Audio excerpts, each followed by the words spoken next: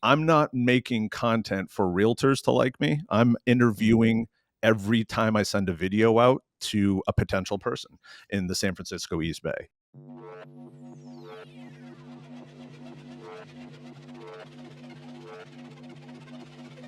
Oh, ladies and gentlemen, welcome to the Walkthrough, the most underrated, valuable marketing show podcast in real estate history. I am 𝐿𝐤𝐚𝐢𝐤, aka the Broke Agent, aka Timothy 𝐊𝐚𝐢𝐤𝐚. Nice, What do you think about that one? I like that. That was actually one of your better ones. Thank you. It's been a rough opening for the last couple. Anyway, I am joined here by my co-host Jason Cassidy, aka Cashew Cassidy. Okay, hold on. Because he's about to go nuts on this episode. Yesterday we were together and you're like, hey, I have your nickname for tomorrow already. And so I've been waiting for 24 hours to hear that. It was like a C. Cashew Cassidy. We are joined here by one amazing guest and one arch nemesis. Dun, dun, dun. First, we have coming out of the Big C, luxury agent, Andy G of EXP. Andy, how we doing? Go Birds. What are you, a poet? Yeah. Go Birds. Did you know Andy was big real Eagles good? fan? Yeah. My Eagles pushed their way into 34 points to 0 against the Chiefs in the fourth quarter of the Super Bowl, only for Patrick Mahomes to score a bunch of garbage time touchdowns. Okay, we watched. Yeah, we watched Congratulations. And we lost. Congratulations to Andy G. And then we have Brooks Landry, who sparked controversy with a recent video on his page. Today, we have an incredible show. First, we are going to debate the topic. Should agents make educational videos? Then we're going to dive into Instagram news. A big change might be coming, fellas. And then we're going to talk about March content ideas. It's almost March Madness. We are 1 day away from March. If you like the sound of that, obliterate the like button, because as of recording this, Jason, we hit 147 likes on the last episode. We missed it by 3. You guys, all you had to do was hit the like button. We had over 1,600 people watch it, and only 150 hit the like button. 147. We had 146 comments. Because remember, if you comment the word BAM, you were going to win a Zoom with Eric. And 100 people commented. So there were actually a ton of comments, but we didn't hit the like goal. Each one of them gets a Zoom with Eric? That would be psychotic. Wow. No, unbelievable. They would be in a drawing to win it on the next walkthrough episode. So I will make that same offer right now. If this video gets to 150 likes by the next walkthrough episode, and you comment the word BAM, so all you have to do, you comment the word BAM, you like this video, we are going to pick at random, and I will Zoom with you, your team, your office, whatever you want. So comment the word BAM, like this video, and subscribe to the channel, because we are at 29.9 thousand subs. We are barely behind 30,000 subs. And I want it to happen on the walkthrough, Jason. I don't want it to happen on the hot sheet or the real word or whatever Byron's screaming about over there. No. We need it to happen here on the walkthrough. This is a walkthrough subscribe goal. To the channel. Isn't there a button that you can click where you have cheers and claps right here on Riverside? Could we go crazy? I don't know, Brooks, but I don't want to mess anything up here, even though that'll ruin the DJ set. Anyway, let's get right into the topic. Like and subscribe. If you want to hear this debate moving forward, it's time, Andy. This is how it's going to happen, okay? We're first going to play Brooks's video. This is a controversial video that he posted on Monday. It's actually a great video, great hook. It actually shouldn't be controversial. Very controversial. But it is, and we'll explain why. So let's play the video. Let's play the video, break it down, and then we're going to get into the debate. Right. Quick rant. This one is definitely overdue, and I've been biting my tongue for a while. I'm not the only one. I am so sick of hopping on social media and hearing people that have never done it tell others how to do it. I'm so sick of hearing people that failed out of the business because they couldn't obtain business preach to you on how to get business. Why do we pay attention to the people that have never done it? You're not going to hire a tennis coach to teach you how to hit a fastball. Hire somebody that failed out of the business, teach you how to build a business. I'm sick of hopping on social media and hearing people tell you what type of content you need to make. Like as if educational content doesn't grow a brand, doesn't grow a business. The content that you make to grow your brand or your business, that's on you. If you want to be the guy that walks into the listing, sits on the toilet and say, this is a toilet, that's on you. If you want to do the dances and you want to talk about throwing up at the club the night before because you were so hammered, That's on you. If you want to make educational content over any of the other stuff, that's on you. But for somebody to tell you, stop making educational content, you're not going to get the likes, the follows, the views. Why are we so obsessed with the likes, the follows, and the views? And we could give a shit about the buyers, the listings, and the investors. Like I was just seeing something a minute ago about how the educational content isn't the way you need to go when it comes to growing your brand. What? I make the content I make so that the clients that are watching it or potentially thinking of interviewing me can look at me and say, this guy knows what he's talking about. This guy clearly understands the difference between a conventional loan and a government-backed loan, a USDA loan compared to maybe a VA or an FHA loan. You're looking to be best friends with a bunch of realtors in the industry, do whatever feels comfortable with you. But please stop listening to the people that failed out of the business or have had minimal success in a short period within the business, teach you how to go get business. No educational content? Come on. You know Tom Story? The guy dominates condos in Toronto, Canada. Tom Toole, he knows a little something about running a successful business. How about Taya DeCarla? She's got about a 90-10 split, 90% educational with 10% a little personality that she throws in the mix of it, and it meshes well because she's attracting the people that see value in her knowing what the hell she's talking about. This is why the general public looks at real estate agents as overpaid idiots, glorified door openers, because we're promoting ourselves and our business in such an odd way instead of being the professional. I love you guys. First off, I can't wait to see doctors start doing that. Exactly. First off, I have a question, Brooks. Go ahead. Why do you hate Eric so much? Why do you hate me? First you should have seen the text messages immediately after that. I'm on a Zoom call and it's bing, bing, bing, bing, bing, and it was. That's on the walkthrough. We're going to be on the walkthrough. We're hitting this is going to get electric. But I'm like, what is going on here? I'm on the phone. I'm trying to go back and forth. And I'm like, dude, I'll call you right back in a minute. No, this wasn't Eric driven.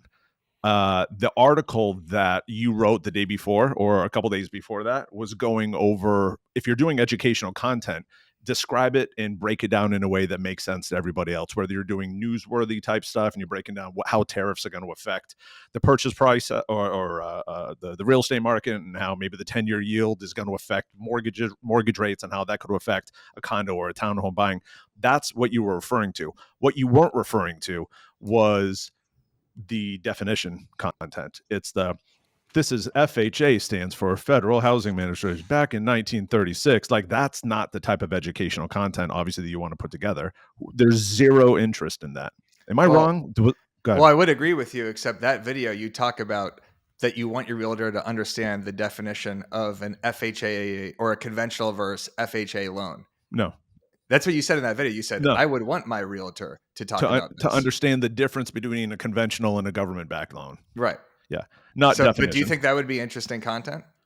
Andy, if you were sitting there scrolling on Instagram, minding your own business, would you want Brooks Landry popping up on your screen talking about what a conventional loan is? Or would you rather stab yourself in the thigh with a huge knife? See, that's the exact issue. That's the problem. This is the content you make doesn't need to be for likes, follows, and subscriptions, right? The content I make when I send it out, for example, through my email database, I have all of my links go back to my Instagram. So when the people see my email, they're going to click on it. They're going to go to my Instagram. They're going to understand that I know what I'm talking about. I'm not making content for realtors to like me. I'm interviewing every time I send a video out to a potential person in the San Francisco East Bay. So, I mean, yeah, the fun stuff is cool and cute, and it's cool to get, real personal on it. But I think there's a difference between, and I think this is one thing that I struggle with a little bit, and I've noticed this a lot probably over the past year and a half, even just more kind of dating Alice. She sells up in Toronto. One of the first things we first started talking was, she's like, God, you realtors in the US are so polarizing. You're so thirsty for the likes and the loves, and you're trying to be the most Gary V possible. And I'm like, no, you're crazy. My team's better. My team's better. And then you kind of start looking back and you're looking at all the other people within Canada and you're like, nobody does that content here. Why is there such a difference? Why is it such a polarizing, look at me, love me, hold me? Why is it, I guess that's one thing that I don't know where the turn came. Jason, you're about to make a point about the emails. Well, yeah, because like I do think that maybe both are right in a sense that I built half of my early business on educational content, right? I copied the Gary Vee Ask a Realtor, and I have 25 episodes of like what are contingencies and what is earnest money deposit and all that type of stuff. And so like I have all that content too, but that was content that I would then share with my clients or send via email. That wasn't necessarily content that we should be sending out on Instagram right now because it doesn't perform as well. So like what you're saying is right, Eric, in the sense that like, hey, if you're trying to get exposure and follows new clients, talking about what is a balloon mortgage, which is exactly actually what we talked about last week on the walkthrough, and we thought stemmed off this entire video, and saying what is a balloon mortgage is boring content for Instagram versus. But then also what Brooks is saying is like having that video content and sending it out in your email database to your actual clients probably is a good idea. So like I think both things can actually exist and be true, is that is very important content to film, but then it probably isn't going to perform the best on social media. So you're both kind of right in that sense. Brooks, let's bring in Andy G real quick, and then we'll go back and forth. Andy, what's your opinion on educational content? You do it on your page occasionally, but are you seeing engagement from it, which I would argue is important? Otherwise, what are you doing? I like using it in the sense of like, I always talk to people about having TLC on social, trustability or trustworthiness, likability and credibility. And so I always thought that if you have like the trustability and likability, but you don't have the credibility yet, like that's what I took to social media to do, was to build credibility. You guys are all trustworthy, likable guys. And so to someone who doesn't know anything about you, they don't know that you're credible yet. So that's where I think that, sure, if you're purely in it for engagement and likes and follows and all that kind of stuff, it may not perform as well. But to Brooks' point, it's like, who cares?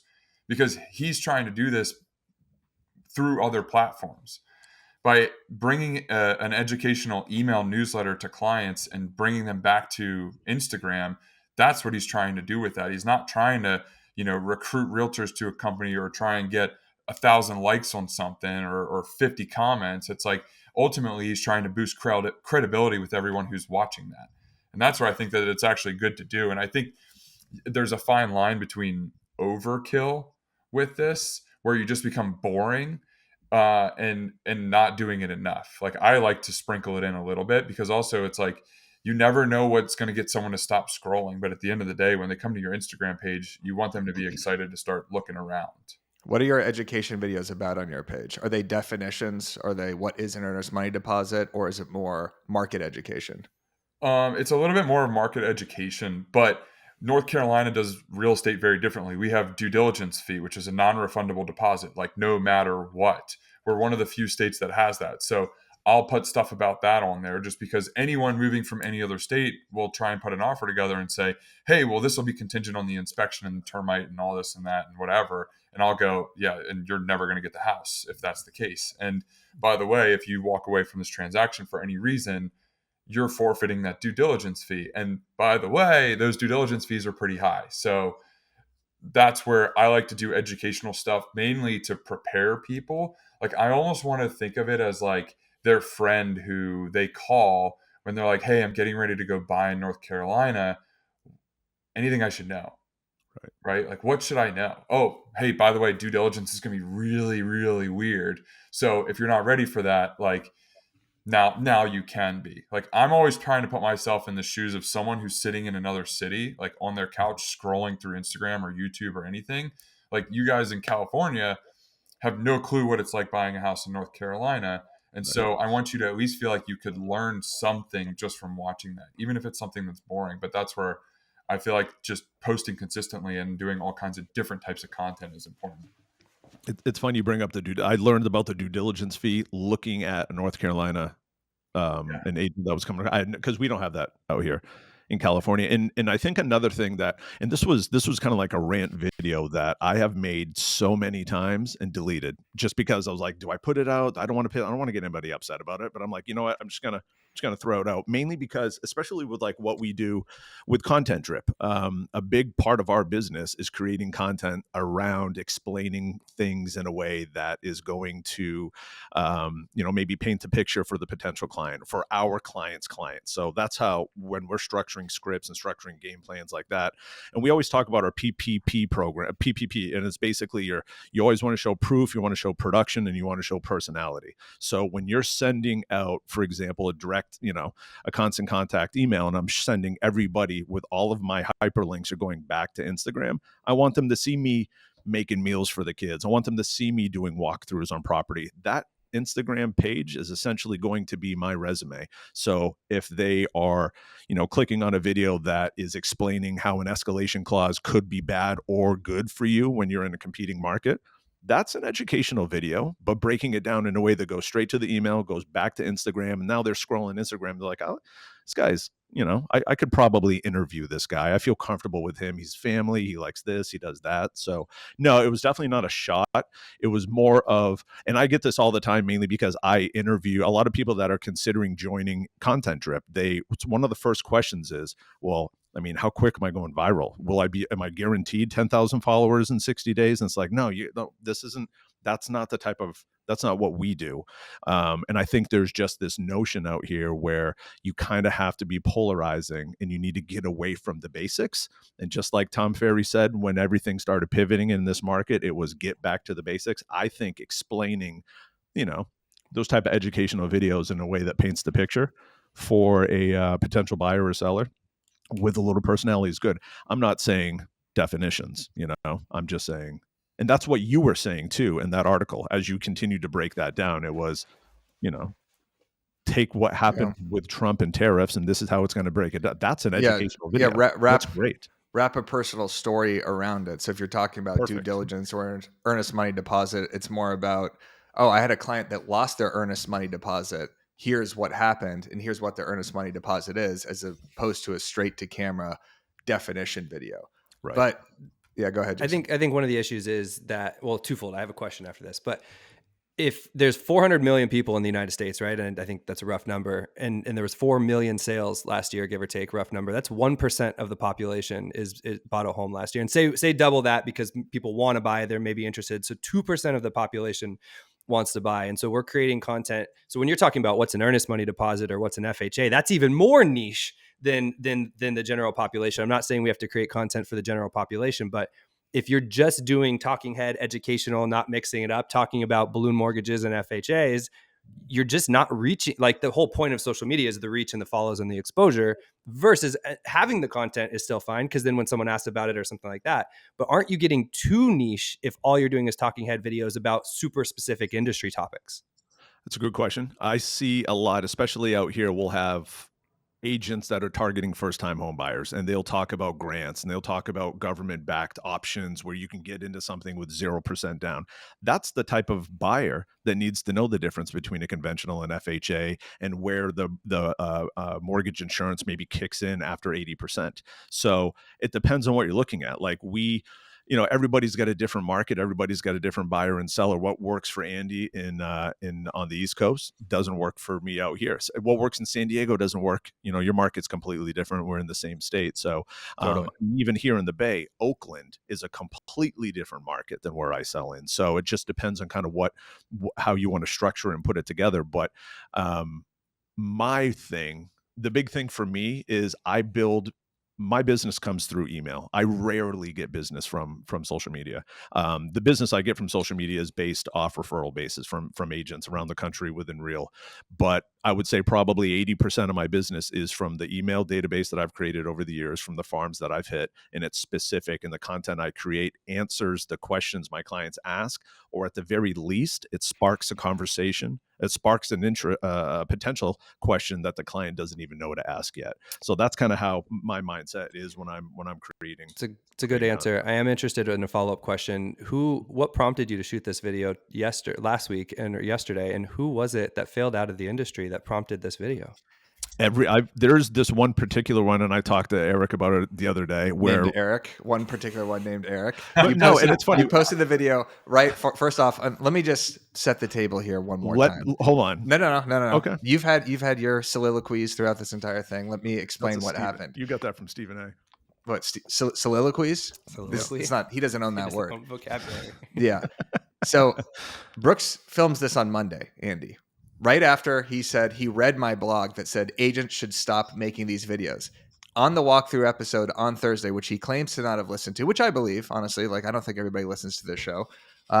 We talked about all people who make education videos except the Tom Stories and the Tom Tools. So he used those two specific examples and made this within 48 hours after we filmed this episode, talking about people who have failed out of the industry, which is me. So this video was 100% dedicated directly as a shot under my nose because I was telling people to stop making educational videos because I see people when I do these Instagram audits or on BAMX office hours, they show me their videos and not everyone is as charismatic as an Andy or a Brooks. They look like absolute hostages. They're reading out housing market stats. They're reading definitions. And you could say, well, it's not about likes or comments or engagement. That actually kind of is what social media is. If it's only getting 5 likes, then you post a video that's a hyper local content about, the 3 bars to watch March Madness in or something like that. And that gets 50 shares and expands your reach to then eventually DM these people to become clients. I would argue that's a way better video than someone no one is going to go on your page, Andy, scroll through all of your content and see, oh, Andy posted an education video 3 weeks ago. Now I'm probably more likely to work with him. People consume Instagram and social media, as Sharon was saying yesterday, by just scrolling like this. What are the chances they're going to click on Andy's profile, go down 2 weeks prior and see that he talked about due diligence? I actually did because I wanted to prepare for this. So a little hypocritical. Wrong. But the whole point now is like Instagram and all these social platforms are what piece of content can I post now? Because very rarely are people going back on people's pages. It's all about that individual post and how that post is doing. So engagement 100% matters unless you're sending them out to your database. Andy, go ahead. I don't want to take up all of your time either. I mean, I think it's spot on. And when I first watched Brooks' video, I was like, ooh, this is going to be really fun talking about all the people on stage who don't actually sell stuff. But I guess we went in a different direction. Well, that too. So. That is something also is people who do pontificate about what videos agents should make. And I'm one of those people sometimes for sure. Yeah, but let's talk about why you think you're a failure.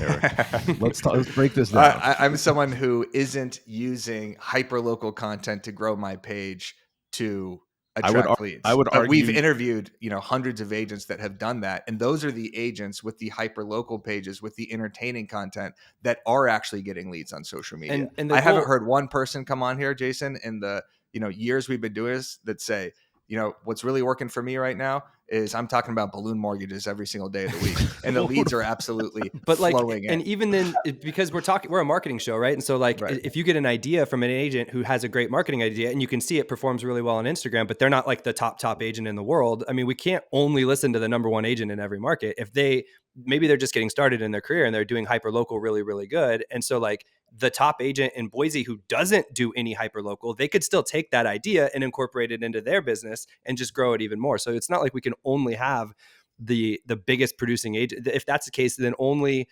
Kyle Whissel and Dean Aguilar would be allowed on any stages, right? And that's not necessarily the case. We have to hear from other people who are doing specific things really well. So let us know in the comments here. What do you think? Do you think making educational videos for Instagram specifically, for social media, is an effective strategy? I think my final conclusion with this is, like Andy said, variety does matter. So if that is your main focus of content, I do think it won't perform that well. And I am happy to see someone that just makes strictly educational videos and doesn't do it in a storytelling fashion and does it, to camera like this. I would love to see examples of that absolutely crush and that bring people business. But I think it's more variety. If it's educational, it's hyper local, it's personality, it's your hobbies. It is all of that stuff. It has to be one giant package, and maybe educational videos is 10, 15% of it. But or pick a engagement matters. What's that? Or pick a different platform, right? There are other platforms that I think are better suited for that. YouTube is a huge one because it's 100%. Searchable. And then I think LinkedIn is another important one. Like all my friends and family that don't even, some of them that don't have Instagram or TikTok or any of that stuff, they're all on LinkedIn and they're all watching my videos on LinkedIn. So if I'm posting specifically educational videos on LinkedIn, maybe I'll get better engagement on something like that.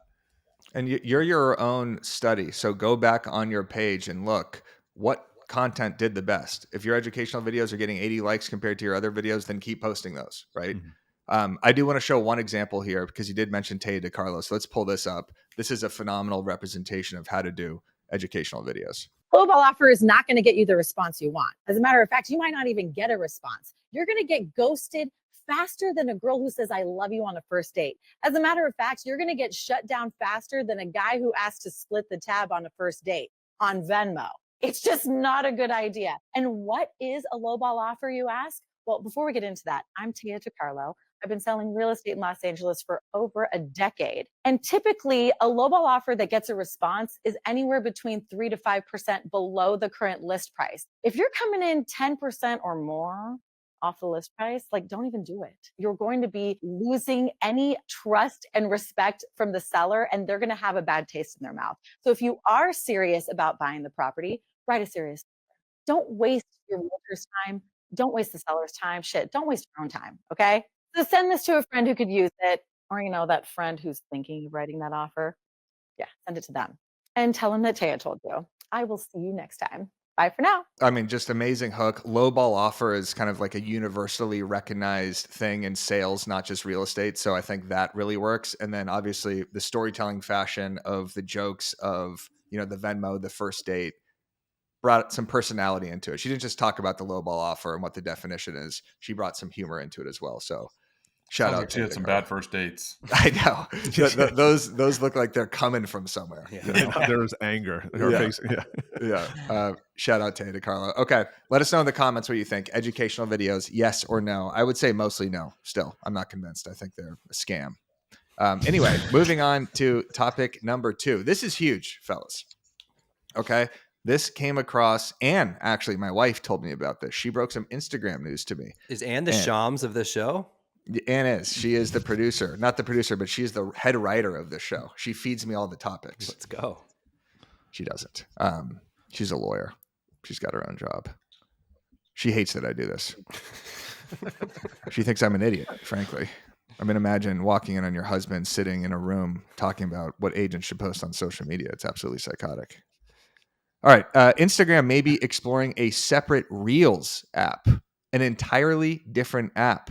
So taking advantage of what is happening to TikTok right now, a standalone Reels app would be a more direct replica of TikTok, opening to a full screen scrolling display of short form videos. And with Reels recently being extended to 3 minutes, there should be a variety of content enough to potentially justify a different Reels app. I hate this. Yeah, I don't like it. I think it's dumb. Unless we do like a separate educational Reels separated app. That'd be nice. Yeah, an educational Reels app. No one would pay attention to that. That would be the worst thing. I would scroll by all might as well be Reels. Yeah, exactly.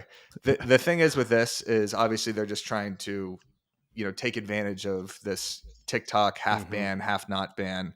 I think this would suck because I like going on Instagram and seeing photos and carousels and both and toggling onto the Reels tab.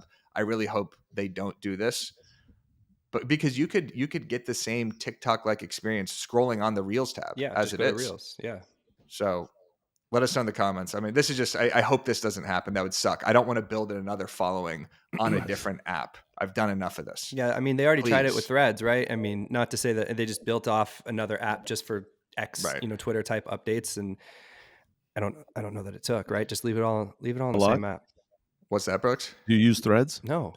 No, that's what I'm saying is like they already tried this to have more of like a text-based, you know, like update platform like a Twitter, and it just didn't work, you know? So what are we doing here? Just leave it all on the same app. But there have been some algorithm updates. I want to play this quick video from Jared James, who talks about the new algorithm and what people should focus on. Guys, the algorithm has changed again, and I'm going to tell you how it's changed, but more importantly, how you need to change your content in order to fit within the framework of the algorithm, because you need to leverage these changes. That's how you get more views. You play to what the algorithm is doing. And so there is now a new emphasis on watch time, and not just the amount of time that people watch your content or watch a video, because some videos are shorter and some are longer, but also the percent of the video that they watch. And now this changes how you do your content, because, for example, if you know that you need them to watch a higher percentage of your video or more of it, what you need to do is, in the beginning, whatever you're doing, let's say you're talking about the 3 ways to do this or whatever it is, you need to say up front, by the way, the last one I'm going to tell you about is my favorite one. That's the one you need to stick around with. We need to find ways to get people to stick around, because that is going to leverage the algorithm when we're now thinking about things like watch time. Remember, like I've said over and over again, social media is not social media. Social media is modern day marketing, and we need to be good at it. This seems overly educational. Well, hey, that's educational about the algorithm. Everybody he's not wants to pay attention to that. If Jared had more time to talk, he would have said, what you do is you have educational videos and you push it through your email. It goes back through here. Absolutely not. And Jared you put ad spend behind it. Jared knows what I know, and that it's that each individual video is its own thing now, where people are very rarely going to your page and seeing that they have educational videos on there. But I love that point by Jared where he said, if you're doing a listicle style thing, so if you wanted to do a boring punch me in the face video, Brooks, about these are the 3 types of loans you could have: conventional, government backed. Oh, but wait, the last one is going to blow your head off of your neck. So make sure you stay tuned. That's how you should frame your content, so people stay for that. Even though if they were talking about that, nobody would stay. What if I started it off with swears and just came in hot and just F-bomb with those? Would that give me some likes? I think F-bombs always take away, unless it's a Matt Leonetti F-bomb in the middle of a joke. I think anytime you curse on social, it makes the thing less shareable. I always try to share a meme that doesn't have curse words in it, because why would a random 55-year-old share that to their story if they know their clients are going to see an F-bomb? Andy, do you curse in your content occasionally? I mean, I curse all the time, but I try to do it a little less on on my content that's getting posted, because I have heard that it's not as favorable for the algorithm. Yeah, and the algorithm matters. In that caption, there's something Jared James said, which is very profound, which is you have to adapt to the algorithm. I hear a lot of people that just say, hey, it doesn't matter. I'm just going to post whatever. Screw the algorithm. Well, then no one's going to see your content. What's the point in ever publishing it? That's why you're watching the show right now, is because you actually want to figure out what the hell you should be doing. All right, let's get into topic number 3, March content ideas. Andy G, I'll lead it off with you. You create content all the time. What do you have planned for March? Anything for the spring market? What's happening in Charlotte? What are you doing in March? So actually something we just filmed right before this today is how home prices have been impacted in Q1. So March, I think, is good because you can kind of put a bow on Q1, and it's been 3 months. So now we can kind of start figuring out what has the market looked like so far. We've made it through January, February, coming into March, and it's like, have home prices gone up? Have they gone down? Have they stayed stable? Like that kind of thing. So I like doing a Q1 wrap up, because it shows, again, kind of to Brooks' point, it's like it's educational, but it's also showing some personality. It's showing that I'm credible. It's showing that I know what I'm talking about with the Charlotte market, without just saying like, here's what due diligence means. And so it's like, I like doing that. I like doing some of the stuff that's on the calendar, if you will. I know March Madness is coming up, and to be honest, I'm not a huge fan of hopping on the bandwagon of everything that everyone's doing. So I probably won't post a lot of stuff about March Madness. Maybe something quick where it's like, hey, if you want to watch the games, here's a list of 5 bars. If you stick around for the last one, that's my favorite one. They give free shots anytime your team wins. But that would be a good one. But other than that, I try not to get too in the weeds with it, just because I feel like, and again, it's like every realtor is doing that, but at the same time, like, my clients aren't consuming all of your content, right?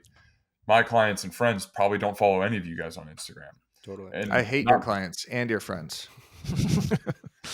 How about that's that? Fine. They don't have the yips. Good point. Good point. Jason, what about you? March content ideas. You got anything planned? No.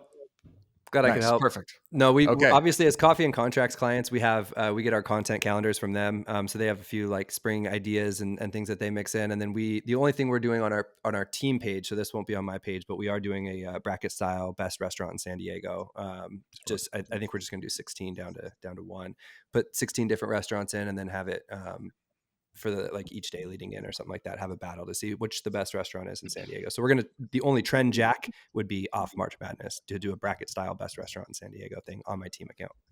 Awesome. Brooks, what about you? What are you going to bore your followers to sleep with in March? So my first one, I'm going to talk about FHA loans and how it could possibly benefit you while drinking a green beer. But no, two of these in particular are more March Madness. I like that bracket because I was looking it up when we started talking about the topics today. But creating like a March Madness bracket, and you can actually go, I think it's like Bracketology, I believe is the website, and it allows you to create a bunch of different nice looking brackets. But you could do a bracket and have engagement with either your email database or social media on top Elite 8 or Sweet 16 best features in a house and kind of compare them back and forth, open floor plan, blah, blah, blah, whatever. And then the other one, which is super simple, out here in my area, the area I do a lot of business in, we've got something like 63, 64 parks in in our areas with basketball courts out there. So I was thinking me going out there with the little guy, with my son, kind of testing out the best basketball courts. And then within that area, seeing what are the active properties for sale that are close to there. So kind of get a little bit of a March Madness theme. And then obviously you end it with a Guinness, right? Exactly. Those are great ideas. Are you going to do a bracket of all 64 parks? Yeah. It's gonna be the, what do they even call that? The 64? I don't even know. Yeah, that'll get engagement. What were you going to say, Andy? Top three. The thing that I really like about Jason's idea with the bracket with the restaurants is, and this is one of the biggest things that I feel like kind of gets thrown like it's underhyped a little bit when it comes to social media growth and engagement, is collaborating with people and collaborating with local businesses, because that was how I grew a lot of my social media here in Charlotte. And so I think that's a really cool idea, doing the bracket with a bunch of restaurants, because you can tag the restaurants, you can collaborate with the restaurants, and then you can go in one step further and start engaging with their accounts and the people that are following their accounts and the people that are actively engaging with their content. So I like to go into local restaurants or local shops in Charlotte and engage with the people on their pages who are engaging with them. So that's a really cool idea. I like that a lot. Smart move, Andy G. I'm going to break down the calendar real quick for everybody here in March. March 2nd, Grammys. Timothée Chalamet nomination. Can you do any posts around the Academy Awards? I don't know. I don't know what you would do for that. March 3rd, possibly the most important day in March. My birthday. My birthday. Happy birthday. Thank you. Drop a happy birthday in the comments to wish me a happy birthday. Dan O'Neill used to always say it was our birthday to get more engagement. Then we got March 9th. Daylight savings time ends. You're going to send a boring daylight savings email? Hopefully not, but you can always do content around that. March 16th, Selection Sunday. So that is March Madness. March 17th, St. Patrick's Day. Brooks, you actually had a very good point there. Are you going to talk about an FHA loan in green? That's a trend jack in itself. What are the greenest places in Charlotte? Where are the best Irish bars? You know, something like that. Trend jack, St. Patrick's Day. That's all I got for March. But I like the Q1 wrap up as well. And by the way, if you want more content ideas, you got to join BAMX, our school community that we relaunched. We have 3 social templates every single week that are always updated and trending. We have 2 video scripts, 1 blog, and 1 email for you every single week, plus our community and our office hours.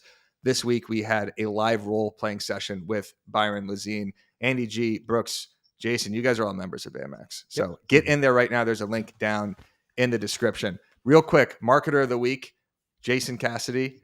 Amazing listing video. Let's play it. Let's go. You. Our family story started in a townhome by the beach.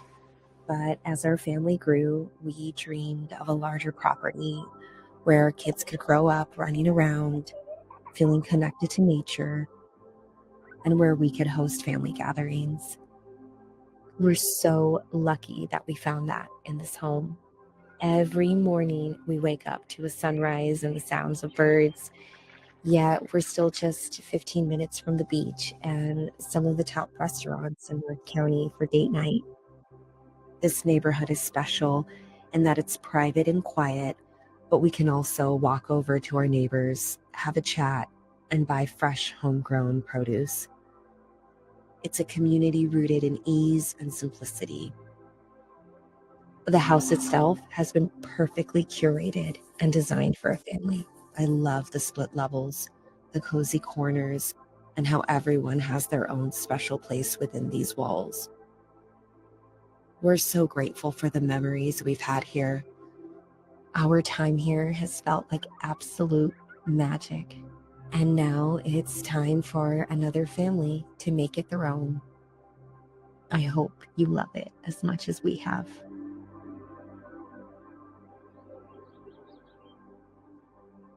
Yeah, I'm really happy how that turned out. I might cry. Really good. That was a I had, so my seller, that was obviously my seller in the video and her voiceover. My seller was my rep at Compass, as she was my marketing rep. And so she is plugged into the marketing world. So she wanted to be more involved. And I was telling her my idea for a listing video. And she was like, I don't know, like, I kind of feel like, and she went on for like 3 to 4 minutes on like why she loved the house so much. And I was like, that's the video. Like, can we shoot that like with your family just living in the house? You know, if you notice, it's not like a listing video like traditional where you're like really showcasing the house. The house is more of the set for their story.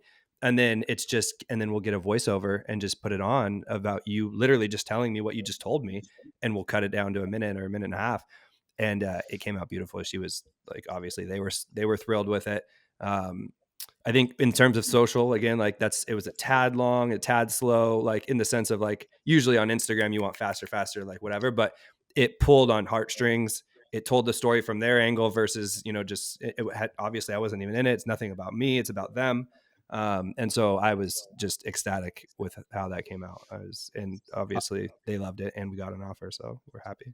It's relatable for everybody that's selling. Everybody has those. Totally. I remember when, I brought the kid home in here, and that was, yeah. So those are big. And what's funny is I put it on social, right? It's on Instagram. We shot that in vertical format for social media first. And then the power of that video was we had an open house. We had about 20 people through. And then there was, I don't know, 4 or 5 that, came back or were considering writing an offer. And I was able to text that to them or to their agent and say, hey, you've seen the photos, you've seen the 3D tour. Now here's the video we shot with the sellers. And I think just sending those 4 texts with that video is probably worth the price of the video, because now the people considering writing offers got to see it through the seller's lens and stuff like that. And so like I've started to think about listing videos a tad differently. Obviously we all do listing videos that showcase the house, but like we have the 3D tour and the photos that showcase the house. I want to showcase the story a little bit more. And we'll use the house as the set for that. But that was my first big one of the year that I was really, really proud of. Nice. I loved it. And the seller's lens perspective is such a great angle, as opposed to, I mean, even having your voiceover over it would be great, but the fact that it was from the seller, because we all feel those moments, what do I like about this apartment? Waking up, getting coffee, seeing the pool, stuff like that helps put the potential client in the perspective of a potential homeowner there. And then you did have quick cuts, like the B-roll of that video. It was every 2 or 3 seconds. Yep. So it never lingered on something too long. As she's describing things, it was very fast. I mean, it was slow paced kind of because of the ambient music, right? But it was still fast in the sense that it like keeps your eyes attention. Could you imagine if like halfway through it's like starting to tug on the heartstrings, and then it was like, and we used our FHA mortgage. And here's what we learned about it from a video from Brooks Landry. Right. For Brooks, not on that. Yeah, not on that house. Yeah. Well, Jason, that really stood out from the crowd. And guess what? If you are an agent looking to stand out from the crowd, Reminder Media. Do not forget about them as a resource you have to check out. You get your own branded print and digital magazines, email newsletters, and social content. Reminder delivers these resources to your contacts on autopilot, keeping you top of mind with your database. All you got to do is focus on your follow-up calls and watch repeat and referral business come in. Check out the link down in the description. All right, everyone. Remember, 150 likes. It's very simple. If you're watching this video, you're enjoying the content, all you got to do is obliterate that like button. If this gets to 150 and you comment the word BAM, so you have to do both, I'm going to pick a winner on next week's episode. So it has to happen before next Thursday. And I will Zoom with your brokerage, with you, your team, give a little social media talk or something. Also leave a comment, Brooks or Eric, who won the battle. Who won the debate? That counts as a comment too. Was that a debate? Yeah. That was a debate. It was. Or just, Brooks or Eric or Andy or Jason. How about this? Who do you like the most out of this 4 crew? Ooh, that's good. Go Birds. Yes. Who do you like the most? Andy G, Brooks Landry, Jason Cassidy, or me. Go follow Andy G for actually really good educational videos, good personality, good listing videos. We love He's Andy. got the whole Andy package. sells a We lot love of houses too. Andy G sells a lot of houses. If you need an agent out in Charlotte, you hit up Andy G. Go follow Brooks Landry. Check out his content. He's probably going to attack me again after this episode with another personalized video. And then go follow Jason Cassidy for more. Can I show those text messages too through that? Or, oh yeah, no? my text messages. You're acting like you were the psychotic one. You acted like a guilty child after I texted you. You called me. Oh God. Yeah. First off, just let me read this text. I know everyone's got to bounce. All I said was this: come on, walk through and debate it. That video you just made out of me. Hold on. Would be an electric episode. 3 texts. That's all. Boom, boom, boom, boom. That's Right? not you at all. It's not about you, bozo. I said, see you on Walkthrough Thursday. Calling you after the Zoom. Where'd you get that video about you? It's about people in the industry that have no idea what they're talking about. I'll call you in a minute. And then called me the day afterwards. I have 15 calls from Brooks. 45 minutes of him crying, weeping. Lost an incredible amount of sleep over it. Exactly. All right, that's an episode.